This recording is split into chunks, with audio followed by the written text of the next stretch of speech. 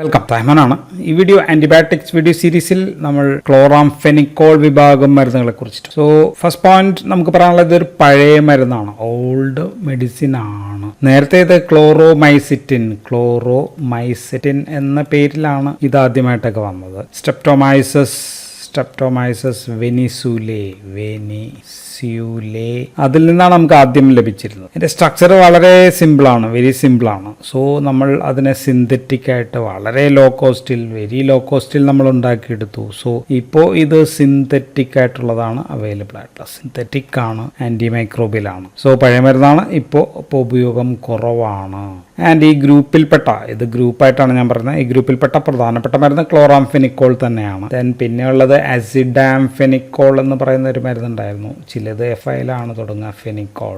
Then thiamphenicol ഉണ്ടായിരുന്നു, thiamphenicol. And then florfenicol. So ഇങ്ങനെ ഗ്രൂപ്പിൽ ചില മരുന്നുകൾ കൂടിയുണ്ട്. പക്ഷെ ഉപയോഗിക്കുന്നുണ്ടെങ്കിൽ ഇപ്പോൾ ആകെ ഉപയോഗം ഇതാണ്. ചിലത് വെറ്റിനറിയാണ്. സെക്കൻഡ് പോയിന്റ് നമുക്ക് മെക്കാനിസം ഓഫ് ആക്ഷൻ ആണ്. Mechanism of action, the drug is an inhibitor of protein synthesis in bacteria. So protein synthesis inhibitor ആണ് ഇത് പ്രവർത്തിക്കുന്നത് ബാക്ടീരിയയിലെ 50S ബാക്ടീരിയയ്ക്ക് 70S റൈബോസോമാണ്, അതിലൊരു 30S ഉണ്ട്. ഇത് 30S ആണെങ്കിൽ ഇത് 50S ആണ്. സോ ഇവിടെയാണ് പ്രവർത്തിക്കുക. ആൻഡ് 50S സബ്യൂണിറ്റിലെ എ സൈറ്റിലാണ് ഇത് പ്രവർത്തിക്കുക. സോ ഇതാണ് എ സൈറ്റ്. സോ 50S നമുക്കറിയാം അവിടെ ഒരു RNA ഉണ്ട്, 23S, 2 RNA ഉണ്ട്, 23S rRNA, ribosomal RNA. So ഇവിടെയാണ് ഇത് ബൈൻഡ് ചെയ്യുക. And this binding is reversible ആണ്, റിവേഴ്സിബിൾ അല്ല, റിവേഴ്സിബിൾ ബൈൻഡിങ് ആണ് ഈ മരുന്ന് ഇവിടെ ചെയ്യുക. സോ അപ്പോൾ അവിടെ വരുന്ന അമിനോ ആസിഡ് ടിആർഎൻഎ, ഇവിടുന്ന് അമിനോ ആസിഡ് ആയിട്ട് വരുന്ന അമിനോ ആസിഡ് ടിആർഎൻഎക്ക് ഇവിടെ ഒട്ടിച്ചേരാൻ പറ്റാതെ വരുന്നു.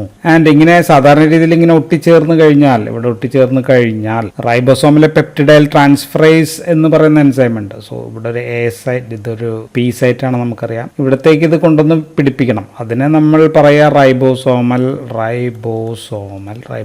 ഉള്ളത് കൊണ്ടാണ് പെപ്റ്റിഡൈൽ ട്രാൻസ്ഫറേസ് എന്ന് പറയുന്ന ഒരു എൻസൈം ഉണ്ട്, പെപ്റ്റിഡൈൽ. ഇതാണ് ഇവിടെ അങ്ങോട്ട് മാറ്റി പിടിപ്പിക്കുക. സോ ഈ എൻസൈമിനെ ഇവിടെ ബ്ലോക്ക് ചെയ്യുന്നു, തടയുന്നു. So it's a peptidyl transferase enzyme inhibitor at PTC. ആ സൈറ്റ് നമ്മൾ പെപ്റ്റിഡൈൽ ട്രാൻസ്ഫറേസ് സെന്റർ എന്നാണ് പറയുക, പെപ്റ്റിഡൈൽ ട്രാൻസ്ഫറേസ് സെന്റർ. സോ PTCയിൽ ബൈൻഡ് ചെയ്ത് അല്ലെങ്കിൽ 23S RNAയിൽ ബൈൻഡ് ചെയ്തിട്ട് 50Sൽ ഈ PTC പരിപാടികളൊക്കെ തടയുന്ന പരിപാടിയാണ് ഇത് ചെയ്യുക. ഇനി മനുഷ്യനിൽ നമുക്കറിയാം അവിടെ 80S റൈബോസോമാണ് ഉള്ളത്. പക്ഷേ മനുഷ്യന്റെ സെല്ലിനകത്ത് മൈറ്റോകോൺട്രിയ എന്ന് പറയുന്ന സ്ഥലത്ത് 70S ആണ് ഉള്ളത് എന്നുകൂടി നമുക്ക് ഓർത്തിരിക്കുക. അതിനെക്കുറിച്ച് ഞാൻ പറയാം. ആൻഡ് മൂന്നാമത്തെ പോയിന്റ്, സോ രണ്ടാമത്തെ പോയിന്റ് മെക്കാനിസം ഓഫ് ആക്ഷൻ ആണ്. മൂന്നാമത്തെ പോയിന്റ് നമുക്ക് പറയാനുള്ളത് ഇത് ബാക്ടീരിയോസ്റ്റാറ്റിക് ആണ്. സോ പ്രോട്ടീൻ സിന്തസിസ് ഇൻഹിബിറ്റർ മിക്കവാറും സ്റ്റാറ്റിക് ആണ്. നമ്മൾ സിഡൽ പറഞ്ഞത് അമിനോഗ്ലൈക്കോസൈഡ് ആണ്. സോ അതുകൊണ്ട് സ്റ്റാറ്റിക് ഡ്രഗും സിഡൽ ഡ്രഗും കൂടി കമ്പൈൻ ചെയ്യാൻ പാടില്ല. സോ സിഡൽ ഡ്രഗുമായിട്ട് നമ്മൾ കമ്പൈൻ ചെയ്യാൻ പാടില്ല. ഇനി മൂന്നാമത്തെ കാര്യം, ബാക്ടീരിയ സ്റ്റാറ്റിക് കഴിഞ്ഞാൽ പിന്നെ നമ്മൾ സാധാരണ പറയാ ബ്രോഡ് സ്പെക്ട്രം ആണോ അല്ലയോ എന്നുള്ളതാണ്. So the drug is a broad spectrum anti microbial. Gram പോസിറ്റീവിനെ തടയും, gram positive and also negative രണ്ടിനെയും തടയും. ആൻഡ് ഇതിൽ തന്നെയുള്ള എയ്റോബിക് ആൻഡ് എനൈറോബിക് രണ്ടിനെയും ഇൻഹിബിറ്റ് ചെയ്യാനുള്ള പ്രവർത്തനങ്ങൾ ഇതിനുണ്ട്. അഞ്ചാമത്തെ പോയിന്റ് നമ്മൾ പറയാനുള്ളത് മരുന്നിന് സെൽസിനകത്ത് കടക്കാൻ കഴിയും എന്നുള്ളതാണ്. സോ ഇത് ബാക്ടീരിയ ആണെങ്കിൽ ബാക്ടീരിയയുടെ അകത്ത് കടക്കാം, മനുഷ്യന്റെ സെല്ലിനകത്തും ഇത് കടക്കാം. സോ മനുഷ്യന്റെ സെല്ലിനകത്ത് കയറിയിട്ടുള്ള ഇൻട്രാസെല്ലുലാർ ഓർഗാനിസത്തിന് എതിരെയും ഇവയ്ക്ക് പ്രവർത്തനമുണ്ട്. So this the fifth point. ഇനി മരുന്നിന്റെ ആന്റി ബാക്ടീരിയൽ സ്പെക്ട്രം പറഞ്ഞു കഴിഞ്ഞു കഴിഞ്ഞാൽ ഇത് എവിടെയൊക്കെ ഉപയോഗിച്ചിരുന്നു നോക്കിക്കഴിഞ്ഞാൽ this was the drug of choice for ടൈഫോയിഡിന് നമ്മൾ ഉപയോഗിച്ചിട്ട് പ്രധാനപ്പെട്ട മരുന്നായിരുന്നു. ഡ്രഗ് ഓഫ് ചോയ്സ് സാൽമണല്ല ടൈഫിക്കെതിരെ. ദെൻ ഷിജല്ല മൂലമുള്ള വയറിളക്കം ഡിസെൻട്രി, അതിനെതിരെ.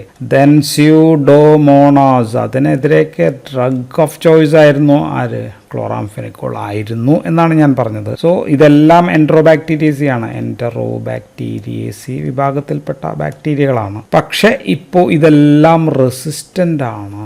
സോ അപ്പോൾ ഇതിനെതിരെ ഒന്നും ഇപ്പോൾ ഉപയോഗം ഇല്ല. സോ ഈ റെസിസ്റ്റൻസ് ഉണ്ടാവാനുള്ള കാരണം ഞാനപ്പോൾ അത് ആദ്യമേ നേരത്തെ പറയാം.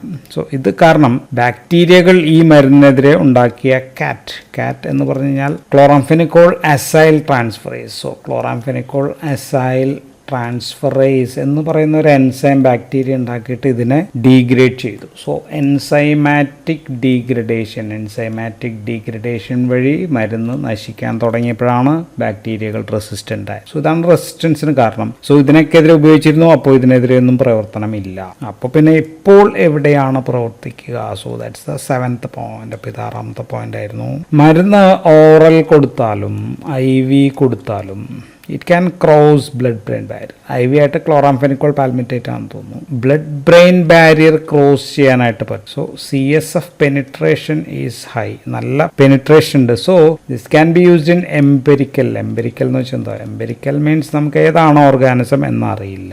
അപ്പോൾ നമുക്ക് കൊടുക്കാൻ എംപെരിക്കൽ ട്രീറ്റ്മെന്റ് ഇൻ മെനിഞ്ചൈറ്റിസിന് നമുക്ക് വേണമെങ്കിൽ കൊടുക്കാം. എങ്കിലും റെയർ ആണ് അങ്ങനെയുള്ള യൂസും. സോ ബിക്കോസ് ഇൻഫ്ലുവൻസ നിസീരിയ ഇങ്ങനെയൊക്കെയുള്ള മെനിഞ്ചൈറ്റിസ് ഉണ്ടാക്കാവുന്ന ഓർഗാനിസത്തിനെതിരെയൊക്കെ നല്ല പ്രവർത്തനമുണ്ട്. ആൻഡ് ഇതേപോലെ തന്നെ റിക്കറ്റ്സിയ നമ്മൾ ഡ്രഗ് ഓഫ് ചോയ്സ് ഡോക്സൈക്കിളിലും കഴിഞ്ഞ വീഡിയോയിൽ പറഞ്ഞു. സോ റിക്കറ്റ്സിയ ഇൻഫെക്ഷനിലും ആക്ഷൻ ഉണ്ട്. സോ അപ്പോൾ ഇത് ഉപയോഗിക്കുക എന്ന് പറഞ്ഞു കഴിഞ്ഞാൽ ലൈഫ് ത്രെറ്റനിങ് ഇൻഫെക്ഷനിൽ മറ്റുള്ളവയ്ക്കൊന്നും ഫലം കൊടുക്കുന്നില്ല എങ്കിൽ നമുക്ക് ഈ മരുന്ന് റിസർവ് ഡ്രഗ് ആയിട്ട് നമ്മൾ ഉപയോഗിക്കുകയാണ്. So only as a reserve drug, not straight away ഇതാദ്യമേ കൊടുക്കുന്നില്ല. അപ്പോൾ എന്തുകൊണ്ടാണ് ഉപയോഗിക്കുന്നില്ലാത്തത് എന്നുള്ള ചോദ്യത്തിന് ഉത്തരം പറയുമ്പോഴാണ് നമ്മൾ അതിൻ്റെ ദോഷഫലങ്ങൾ മൂലമാണോ ഏറ്റവും പ്രധാനപ്പെട്ട 8ാമത്തെ പോയിന്റ് ആണ്. അപ്പോൾ ഏറ്റവും പ്രധാനപ്പെട്ട ഗുരുതര പ്രശ്നം this can cause bone marrow depression ഉണ്ടാക്കാം എന്നുള്ളതാണ്. ബോൺ മാരോ ഡിപ്രഷൻ ഉണ്ടാക്കാം. സോ ഇതുമൂലമുള്ള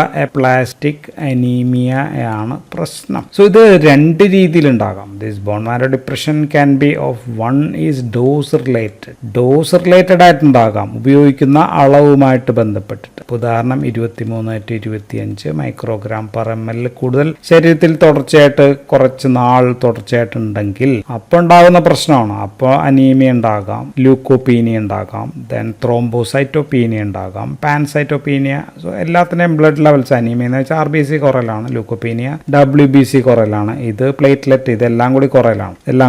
സോ ഇങ്ങനെയുള്ള പ്രശ്നങ്ങൾ ഉണ്ടാക്കാം. സോ ഇത് റിവേഴ്സിബിൾ ആണ്. Dose related problems R reversible ആണ്. വെച്ചാൽ മരുന്ന് നിർത്തുന്നതോടുകൂടി അതങ്ങോട്ട് മാറ്റും. അപ്പോൾ നമുക്കതിനെ ലഘൂകരിക്കും. രണ്ടാമത്തേത് ഇതേ പ്രശ്നം തന്നെ ഡോസ് അൺറിലേറ്റഡ് ആണ്. ഡോസ് അൺറിലേറ്റഡ് ആയിട്ടും ഇതുണ്ടാകാം. ഡോസ് അൺറിലേറ്റഡിന് നമ്മൾ വേറൊരു പേര് ഉപയോഗിക്കും, ഇഡിയോസിൻക്രാറ്റിക് എന്നാണ് നമ്മൾ പറയുക. ഇഡിയോസിൻക്രാറ്റിക്. സോ വളരെ ചെറിയ ഡോസിൽ തന്നെ നമ്മളൊന്ന് കൊടുത്ത് തുടങ്ങുന്നു, അപ്പോൾ തന്നെ permanent and also irreversible bone marrow depression ഉണ്ടാകും. സോ ബോൺ മാരോ നമുക്ക് മാറ്റിവെക്കേണ്ടി വരും. ബോൺ മാരോ ട്രാൻസ്പ്ലാന്റേഷൻ നമുക്ക് വേണ്ടി വരും. സോ ഇതുമൂലം പാൻസൈറ്റോപീനിയ അല്ലെങ്കിൽ എപ്ലാസ്റ്റിക് അനീമിയ ഉണ്ടാകാം. So this is dangerous condition and this is fatal. So ഇതാണ് പ്രധാനപ്പെട്ട ഒരു പ്രശ്നം. സോ ഇതൊക്കെ ഉണ്ടാവാൻ കാരണം എന്താണെന്ന് വെച്ച് കഴിഞ്ഞാൽ നമ്മൾ നേരത്തെ മൈറ്റോകോൺട്രിയ നമ്മൾ പറഞ്ഞു. മൈറ്റോകോൺട്രിയ ബാക്ടീരിയയുടെ പോലെയുള്ള 70S തന്നെയാണ്. സോ ഇവിടെയാണ് പ്രവർത്തനം. ഇവിടെ ഉണ്ടാകുന്ന സൈറ്റോക്രോം C ഓക്സിഡേസ് എന്ന് പറയുന്ന ഒരു എൻസൈം ഉണ്ട്. യുബിക്വിറ്റിൻ സൈറ്റോക്രോം റിഡക്ടേസ് എന്ന് പറയുന്ന സംഭവമുണ്ട്. ദെൻ പ്രോട്ടോൺ ട്രാൻസ്ഫറിങ് ATPase എന്ന് പറയുന്ന പല എൻസൈംസിനെയും എയ്റോബിക് മെറ്റബോളിസത്തിൽ ഇമ്പോർട്ടന്റ് ആയിട്ടുള്ള പല എൻസൈംസിന്റെയും പ്രവർത്തനം തടയപ്പെടും. അപ്പൊ അതുകൊണ്ട് അവസാനം ഇരുമ്പ് ഹീമോഗ്ലോബിനിൽ വന്ന് ഒട്ടിച്ചേരാൻ പറ്റാതെ വരുന്നു. RBCയിലെ ഹീമോഗ്ലോബിനിൽ പിടിക്കുന്നില്ല. സോ ഇതാണ് ബ്ലഡ് ഡിസ്ഗ്രേസിയാസിസ് എല്ലാം ഉണ്ടാക്കാനായിട്ടുള്ള കാരണം. സോ ഇതുകൊണ്ടാണ് നമ്മൾ ഈ മരുന്ന് പ്രധാനമായിട്ടും നമ്മൾ ഒഴിവാക്കുന്നത്. ഇനി രണ്ടാമത്തെ പ്രശ്നം, ക്ലോറാംഫെനിക്കോൾ ഒരു എൻസൈം ഇൻഹിബിറ്റർ കൂടിയായിട്ട് ആക്ട് ചെയ്യുന്നുണ്ട്. സോ പ്രത്യേകിച്ച് എൻസൈം ഇൻഹിബിഷൻ പ്രത്യേകിച്ച് ഏതിനാണ് തടയാന്ന് ചോദിച്ചു കഴിഞ്ഞാൽ അത് UDP ഗ്ലൂക്രോണൈൽ ട്രാൻസ്ഫറേസ് എന്ന് പറയുന്ന എൻസൈംസിനെ തടയാം. ദെൻ CYP എൻസൈംസിനെ തടയാം. ആൻഡ് ദിസ് UDP ഗ്ലൂക്രോണൈൽ ട്രാൻസ്ഫറേസിന്റെ പ്രശ്നം എന്താണെന്ന് വെച്ച് കഴിഞ്ഞാൽ ഇത് ക്ലോറാംഫെനിക്കോൾ ഗ്ലൂക്രോണൈഡ് ആയിട്ട് പുറത്തേക്ക് പോകേണ്ടതാണ്. സോ ഇത് തടഞ്ഞു കഴിയുമ്പോഴത്തേക്കും ഇതിന്റെ ഗ്ലൂക്രോണൈഡ് ആയിട്ട് പോകാതെ ക്ലോറാംഫെനിക്കോൾ ലെവൽ ശരീരത്തിനകത്ത് വർദ്ധിപ്പിക്കാം. Then also it can inhibit it's on metabolism, സ്വന്തം മെറ്റബോളിസവും തടയും. സോ പ്രത്യേകിച്ച് നവജാത ശിശുക്കൾ അല്ലെങ്കിൽ പ്രീ ടേം ബേബീസിലൊക്കെ നമുക്കറിയാം അവരിൽ ഇത്തരം എൻസൈംസ് UDP ഗ്ലൂക്രോണൈൽ ട്രാൻസ്ഫറേസ് ഒന്നും അതൊന്നും കാര്യമായിട്ട് ഡെവലപ്പ് ചെയ്തിട്ടില്ല, എൻസൈംസ് ഇല്ല. സോ ഇവർക്ക് ഈ മരുന്ന് കൊടുത്തു കഴിഞ്ഞാൽ ഇതിനെ മെറ്റബോളിസം ചെയ്യാനായിട്ട് പറ്റില്ല. സോ അപ്പോൾ ഈ മരുന്ന് ഇവരിൽ കെട്ടിക്കിടക്കും, ഇൻക്രീസ്ഡ് കൂടുതലാവും. ഉദാഹരണം 2 to 9 ദിവസം ഈ മരുന്ന് കൊടുത്ത് 2 to 9 ദിവസമൊക്കെ ആകുമ്പോഴത്തേക്കും മരുന്നിന്റെ ദോഷഫലങ്ങൾ വളരെ സിവിയർ ആയിട്ടുണ്ടാകും. മരുന്ന് ശരീരത്തിൽ അടിഞ്ഞുകൂടുന്നു. മരുന്ന് ശരീരത്തിൽ അടിഞ്ഞുകൂടുമ്പോൾ സ്കിന്നിൽ അടിഞ്ഞുകൂടും. സ്കിൻ അപ്പോഴത്തേക്കും ഒരു ഗ്രേ കളറിലാവും. Skin become grey. ആൻഡ് പല ഓർഗൻസിലും മരുന്ന് അടിഞ്ഞുകൂടി മൾട്ടിപ്പിൾ ഓർഗൻ ഫെയിലിയറും ഉണ്ടാകും. സോ ഇങ്ങനെ ഉണ്ടാകുമ്പോഴത്തേക്കും ദിസ് വെരി സീരിയസ് കണ്ടീഷനാണ്. അതിനെയാണ് നമ്മൾ ഗ്രേ ബേബി സിൻഡ്രോം എന്ന് പറയും. So grey baby syndrome. So ക്ലോറാംഫെനിക്കോളിന്റെ പ്രധാനപ്പെട്ട അഡ്വേഴ്സ് എഫക്ട് 2 ഒന്ന് plastic anaemia and grey baby syndrome. ഇത് മാത്രമായിട്ട് പരീക്ഷയ്ക്ക് ചോദിക്കും. So this is contraindicated in നിയോനേറ്റ്സിലും ആൻഡ് ഓൾസോ പ്രീടേം ബേബീസിലും ഒന്നും കൊടുക്കാൻ പാടില്ല. ആൻഡ് ഈ മരുന്നിന്റെ മെറ്റബോളിസം നമുക്ക് വേണമെങ്കിൽ വർദ്ധിപ്പിക്കാം. അത് നമ്മുടെ എൻസൈം ഇൻഡ്യൂസേഴ്സിന് ഇതിന്റെ മെറ്റബോളിസം വർദ്ധിപ്പിച്ചിട്ട് ഇതിന്റെ ആക്ഷൻ ഇല്ലാതാക്കുകയും കൂടി ചെയ്യാട്ടോ. അത് വേറെ നടക്കുന്നുണ്ട്. ഇനി മരുന്ന് മൂലം ചില ഹൈപ്പർ സെൻസിറ്റിവിറ്റി പ്രശ്നങ്ങൾ ഉണ്ടാക്കാം. ദെൻ ക്ലോറോമൈസിറ്റിൻ എന്ന പേരിൽ കണ്ണില്ലാത്ത തുള്ളി മരുന്നായിട്ട് ഉപയോഗിക്കുന്നതായിട്ടും അവൈലബിൾ ആണ്. ക്യാപ്സ്യൂൾ രൂപത്തിൽ ഒറ്റത്തവണ കണ്ണിലേക്ക് ഉപയോഗിച്ച് പൊട്ടിച്ച് ഒഴിക്കുന്ന ടോപ്പിക്കൽ ആപ്ലിക്കേഷനായിട്ട് ഉപയോഗിക്കാറുണ്ട്. സോ ഇത്രയും കാര്യങ്ങളാണ് നമുക്ക് ക്ലോറാംഫെനിക്കോളിനെ കുറിച്ച് നമുക്ക് പറയാനുള്ളത്. So that's all in this video. Thank you for watching.